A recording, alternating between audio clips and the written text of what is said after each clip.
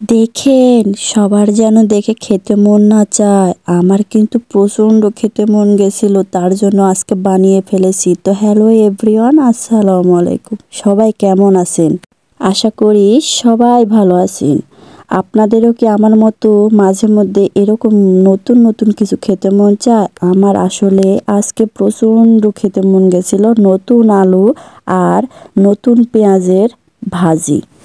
যেই কথা সেই কাজ, খেতে মন গেছে আর খাবো না তাই বললে হয়? এই যে দেখুন, আমি চলে আসছি রান্না করতে, এসে দেখি একটা টমেটো আছে, তাই ভাবলাম টমেটোও দিয়ে দিই এর ভেতরে।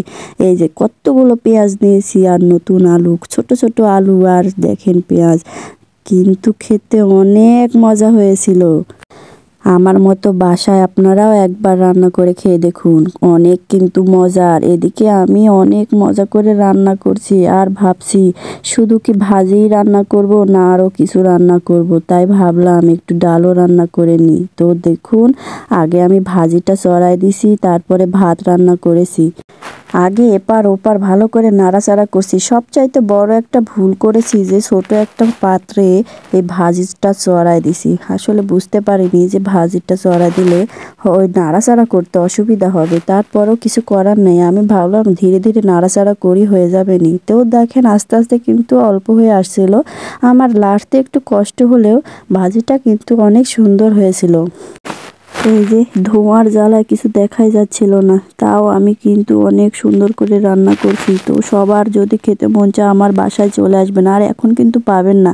এর মাঝে আমার কিন্তু একটু খিদা পেয়ে গেছে, তাই জন্য ভাবলাম আমি একটু মিষ্টি আর পাউরুটি খাই। তো দেখেন খেতেও বসে। আমার মতো কাকে আপু আছেন যে রান্না করতে আসলে কিন্তু তাদেরও খিদা লাগে? আমার মাঝে মধ্যে খিদা লাগে, তো কিছু একটা খায়া পানি খাই। এই যে দেখুন, আমার কিন্তু রান্নাটা প্রায় হয়েই আসছে। অনেক সুন্দর হয়েছে, কিন্তু অনেক নরম হয়েছিল, আরও টমেটো দেওয়ার কারণে আরও সুন্দর কিন্তু খেতে লাগছে। যাই হোক, এদিকে কিন্তু আমার ভাত রান্না করা হয়েছে, আর এখন আমি গ্যাসের চুলাতে ডাল বসাই দিছি যে এখানে সিদ্ধ করে নিয়ে ডাল টুকা রান্না করব। এর মাঝে কিন্তু আমার ভাজিটা হয়ে গেছে, তাই আমি নামিয়ে নিলাম। ডাল সিদ্ধ করে নিয়ে চলে আসছি। এই যে আমি ভাজিটা নামিয়ে রেখেছি। এখন কিন্তু গ্যাসের চুলা থেকে আমি ডাল টুকা নিয়ে যাই, এখন চুলায় বসায় দিব। এই যে এখন দেখেন, এর মাঝে আমার মেয়ে স্কুল থেকে বাড়ি দৌড়ে এসে বলছে, আম্মু আমি আজকে খেলা দিয়েছি, আর খেলাতে কিন্তু আজ আমি সেকেন্ড হয়েছি, লাভ খেলা দিয়েছিলাম। আর আমি একটু গেছিলাম, কিন্তু আমার রান্না করা লাগবে বলে আমি চলে আসছি। যাই হোক, এই যে আমার ভাজির টুকা হয়ে গেছে। আমার মেয়ে কিন্তু অনেক সুন্দর খেলেছে, আমি দেখতে পারিনি। তো সবাই আমার ভিডিও দেখবেন, আমার পাশে থাকবেন, আর খেতে মন গেলে আমার বাসায় চলে আসবেন। আমি আবার এভাবে রান্না করে সবাইকে খাওয়াবো। তো আজকের মতো এ পর্যন্তই। ভিডিও দেখার জন্য সবাইকে ধন্যবাদ। এভাবেই পাশে থাকবেন। তো সবাই ভালো থাকবেন। আল্লাহ হাফেজ।